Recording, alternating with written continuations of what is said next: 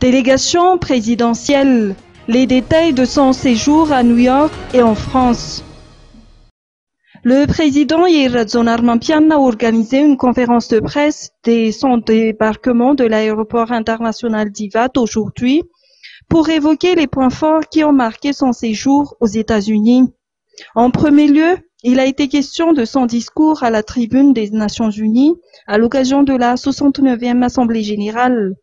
Des débats de haut niveau ont été lancés au cours de cette réunion, a-t-il fait savoir.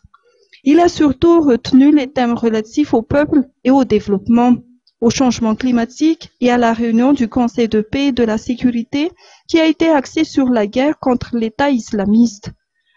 Pour en revenir à son discours, il s'agissait surtout d'un plaidoyer pour la réconciliation nationale comme étant la garante de développement, mais également pour la promotion des investissements à Madagascar. Le président Jair Ramaphosa a invité à la solidarité internationale afin de lutter efficacement contre les trafics de bois de rose, sachant que Madagascar collabore déjà avec Interpol. Le chef de l'État a aussi évoqué sa rencontre avec les hauts responsables de l'ONUDI et avec la secrétaire d'État américaine, Madame Greenfield.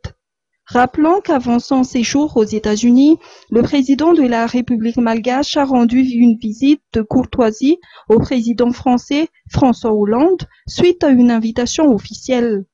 Les deux chefs d'État ont eu l'occasion de discuter de la coopération dans le domaine de la défense maritime autour de la zone de l'océan Indien et du dossier îles Éparses. Sur ce dernier point, le projet de cogestion a été abordé durant la gouvernance de Jacques Chirac, a-t-il noté.